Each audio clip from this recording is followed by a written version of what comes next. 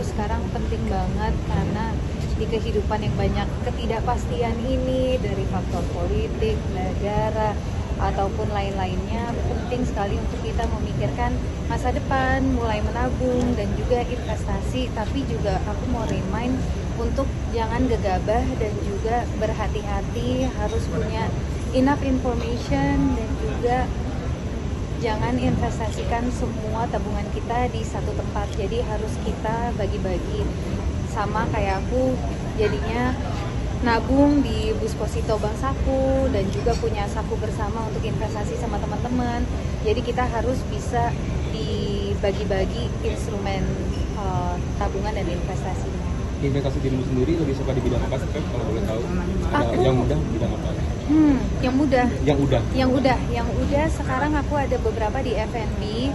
Mungkin kalau teman-teman tahu Winglock di Pondok Indah, udah pernah coba tadi Mbak cerita. Terus juga ada di Sejuk, itu Sejuk Bakmi. Di situ aku juga invest. Sambil invest juga sambil belajar mengenai bisnis, setting up bisnis juga. Apa pengen berdepartemen aja di dunia bisnis atau mungkin udah pengen hengkang dari dunia entertain atau seperti apa sih ngapain?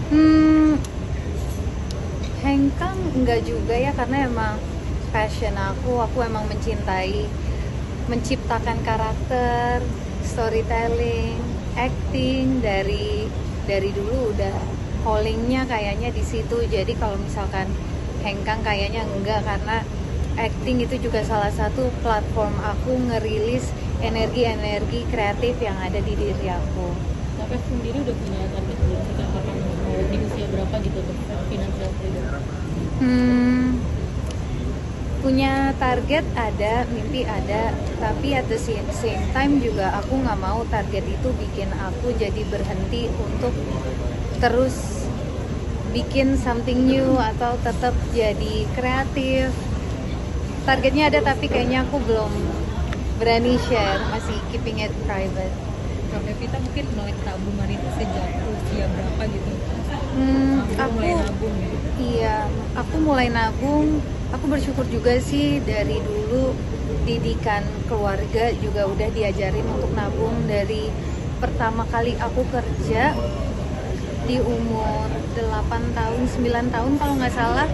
Itu aku ingat banget pertama kali punya rekening, pertama kali nyobain yang namanya tanda tangan, padahal aku nggak ngerti tanda tangan itu apa, dan sekarang aku stuck sama tanda tangan aku umur segitu nyampe sekarang, yang lumayan kurang menarik ya menurutku. Cuma karena udah di bank jadi kemana-mana harus sama semua, dan itu jadi habit yang aku biasain sampai sekarang. Dan ada salah satu tabungan yang memang udah aku tabung dari hasil kerja pertamaku itu, yang baru aku ambil kurang lebih 3 tahun yang lalu aku ambil semua tabungan aku di situ, dan bikin dari situ aku belajar dan ngelihat benefit dari menabung, dan jadi makin excited untuk menabung. Dari 8 tahun sendiri sudah acting kah? Atau seperti apa nih Kak? Sudah mulai acting, itu kerjaan pertama iklan, ada iklan waktu itu.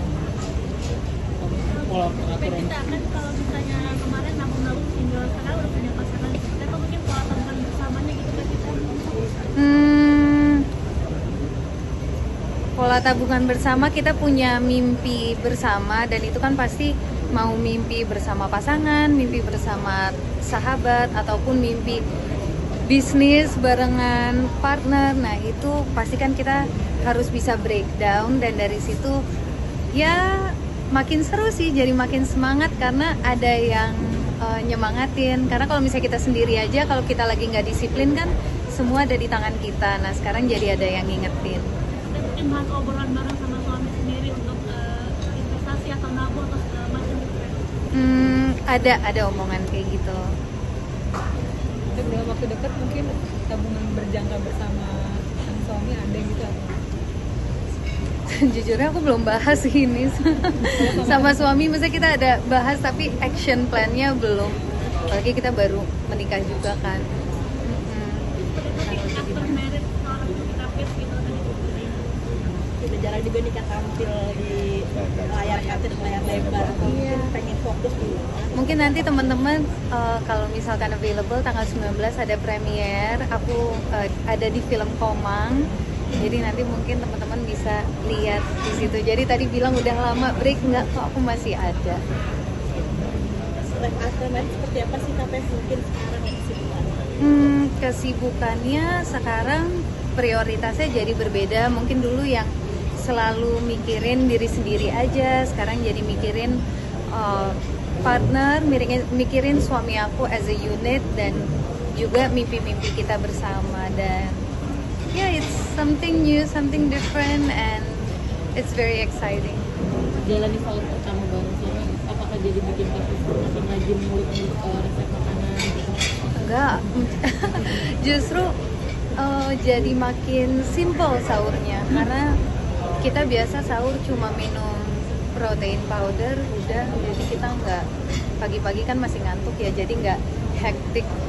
Biasa kan masak masih setengah ngantuk tuh gitu, jadi lebih simple tapi lebih bermakna juga sih, karena biasanya sahur sendiri, sekarang jadi ada temen sharing dan juga ada temen nguatin ngejalanin puasa. Berarti tinggal di Malaysia atau di sini? Kalau ada yang nanya aku tinggal di mana, aku jujur juga agak bingung sih, karena kadang aku di Jakarta, kadang aku di Malaysia, kadang aku juga di Bali karena aku ada project di Bali. Jadi ngebagi-bagi waktu aja sih, kira-kira dalam 1 bulan nih, oke, lagi ada kerja di Jakarta, aku akan di Jakarta, dan nanti aku bagi lagi untuk ke Bali, terus quality time juga dibalik lagi ke KL kalau mau yang lebih santai-santai. Akan menjadi brand ambassador dan Bang Safu juga nih, mungkin setelah menikah sendiri mungkin kayak ada ini nggak sih Kak, apa namanya, kayak pakem-pakem lagi tuh kayak dus and das ya, kalau untuk produksi tetap produktif untuk apa kita nih,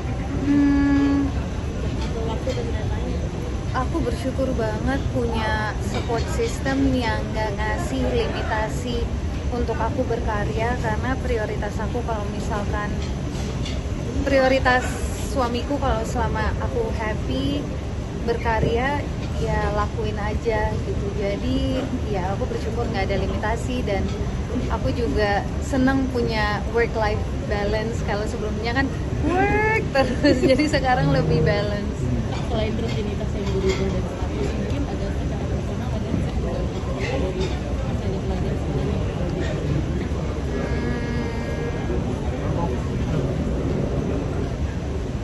Mungkin dulu yang lebih banyak mikirin diri sendiri aja, sekarang jadinya lebih mikirin keluarga. Misalkan dulu planning mau traveling ke sini ke situ, atau mau visit keluarga yang di luar kota gitu, nggak mikirin siapa-siapa. Sekarang aku jadi kayak oh ya, pergerakannya lebih as a team, lebih teamwork dibanding individualitas. Jadi kan kayak di pekan kan hari ini mungkin ada hari khusus untuk suami gitu masih kali gitu. Hari ini kerja mungkin kayak di atas 12 jam, nggak boleh seperti apa nih? Kadang, nah itu lucu sih, karena suamiku nggak banyak, orangnya nggak banyak ngasih larangan selama aku happy. Tapi dia kalau misalkan kerjanya udah ngelihat kayaknya kamu capek deh kayaknya, atau ada yang menurut dia ngelihat aku tuh kasihan kalau aku harus ngerjain scene yang susah-susah atau yang begadang, dia suka nggak tega gitu. Sedangkan aku yang kayak oh udah it's okay kok, ya cuma bagian itu aja. Ada overprotectivenya kadang ada.